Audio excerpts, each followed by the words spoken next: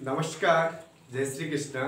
संस्कृत साहित्य की क्लास में मैं कुमार संतोष आप सभी स्नेही छात्रों का हार्दिक स्वागत, वंदन और अभिनंदन करता हूँ। स्नेही छात्राओं, आज हम एक बेहद नवीन प्रकरण के साथ उपस्थित हुए आपसे परिचर्चा करने के लिए इस वीडियो के अंतर्गत। और उस नूतन या नवीन प्रकरण का नाम होता है आपके पाठ्यक्रम में सम्मिलित एक प्रमुख पुस्तक भारतीय संस्कृति के तत्व।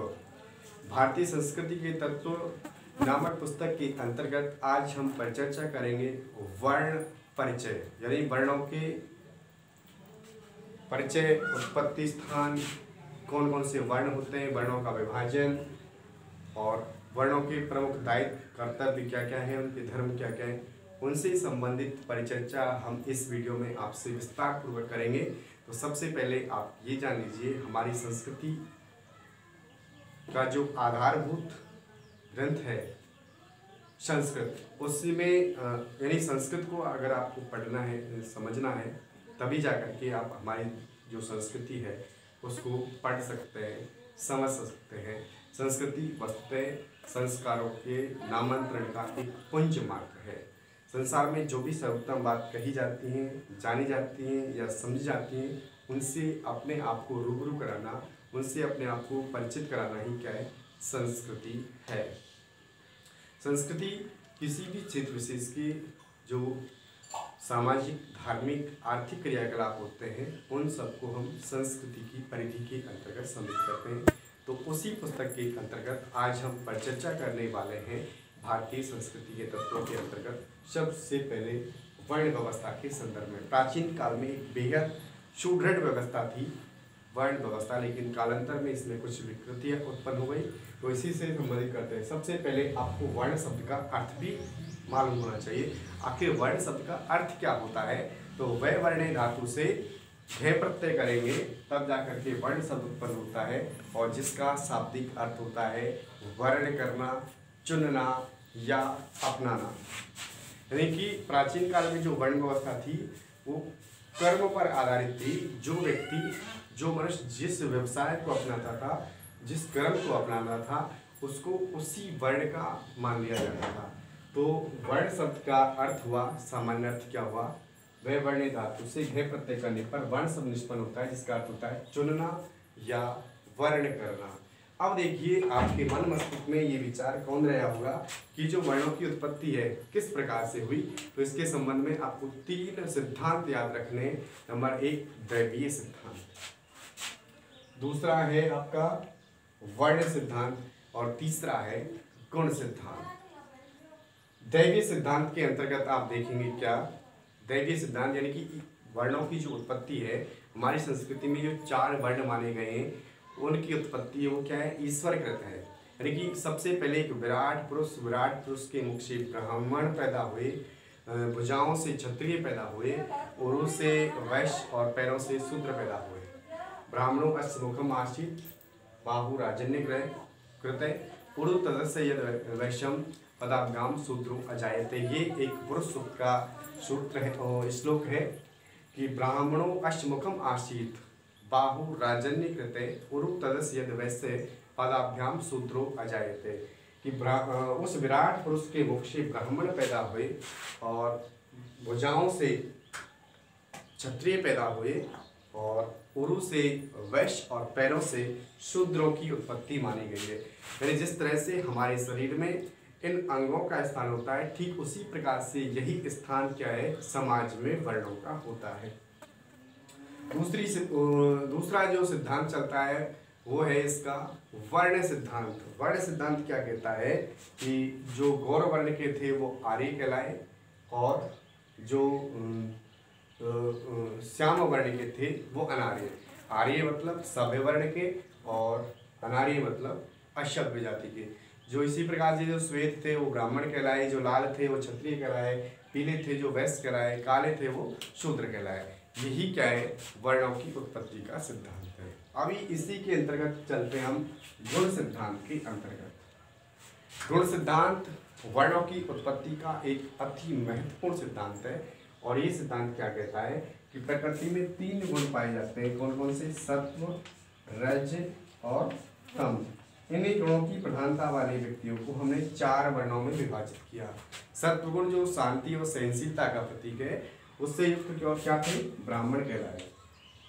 सत्वगुण जो शांति, सहनशीलता, क्षमाशीलता का गुण है, वो ब्राह्मण कहलाए। रजोगुण की प्रधानता वाले व्यक्तियों को हमारे द्वारा 2 भागों में विभाजित किया गया। यानी रजोगुण की जो प्रधानता वाले व्यक्ति थे वो 2 भागों में बांटे। कौन कौन से?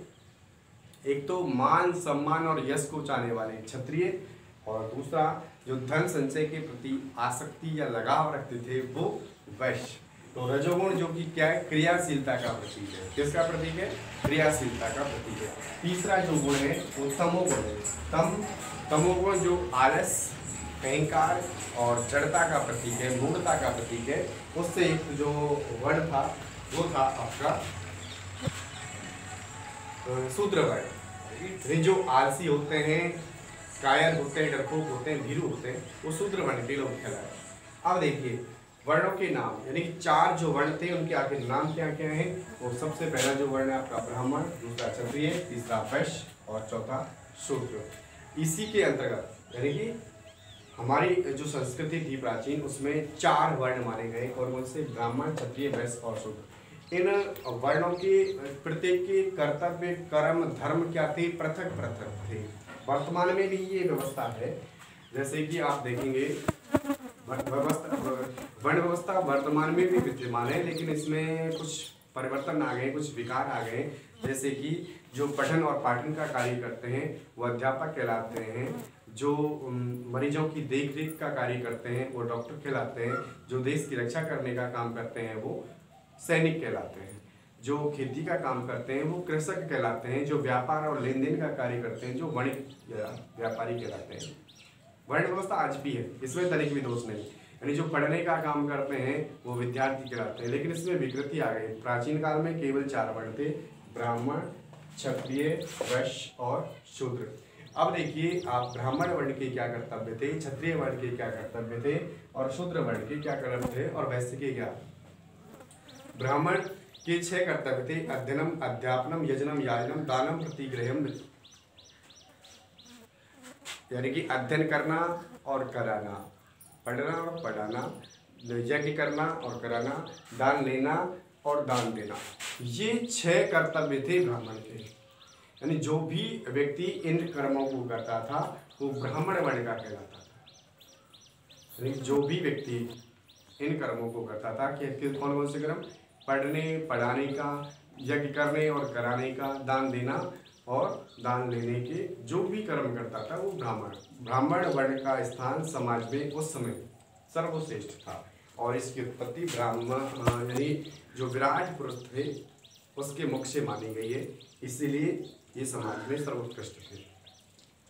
मनुस्मृति में इसके अन्य गुण कर्तव्य भी बताए हैं। तो प्रारंभ के जो 3 हैं वो इनके धर्म थे और अंतिम 3 इनके क्या थे? कर्तव्य कर्म थे। क्षत्रिय वर्ण जो मान सम्मान यश को चाहने वाले थे, क्षत्रिय थे, यानी जिनके कंधों पर देश की, समाज की रक्षा का भार था, वो क्षत्रिय कहलाए। यानी कि कृषि करना, पशुपालन करना और अपने वतन की रक्षा करने का जो दायित्व था वो क्षत्रियों के कंधों पर था। क्षत्रिय यानी कि आधार स्तंभ कहा जाता था किसको? क्षत्रिय वर्ण को। किसका आधार स्तंभ कहा जाता था? समाज की धुरी कहा जाता था, क्योंकि संपूर्ण रक्षा का जो भार था, संपूर्ण रक्षा का जो दायित्व था, केवल और केवल इसी वर्ण के कंधों पर अवलंबित था। अब देखते हैं आप वैश्य वर्ण। वैश्य वर्ण यानी नाम से स्पष्ट है, पूर्व से इसकी उत्पत्ति हुई है। तो प्रजा के भरण पोषण के साथ अपना जो भरण पोषण करता था, यानी अपने भरण पोषण के अतिरिक्त जो प्रजा का भरण पोषण करता था वो वैश्य कहलाए। इनका कार्य क्या था? कृषि कार्य था, पशुपालन था, व्यापार कार्य था,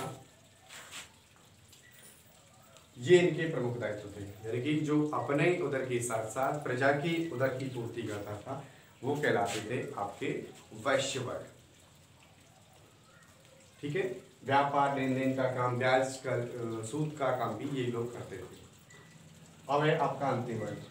अंतिम वर्ण, इसकी कोई संपत्ति नहीं होती थी और समाज में इसका स्थान तत्कालीन समय में निम्न अवश्य माना जाता था, लेकिन ये भी एक अपने समाज का अभिन्न अंग था। हम पूर्व में भी आपको ये बता चुके हैं क्लास के अंतर्गत कि जब ये वर्ण विभाजन हुआ था उस समय ना कोई छोटा था ना कोई बड़ा था, वस्तुतः एक सिक्के के 4 पहलू थे, ये क्या चारों वर्ण।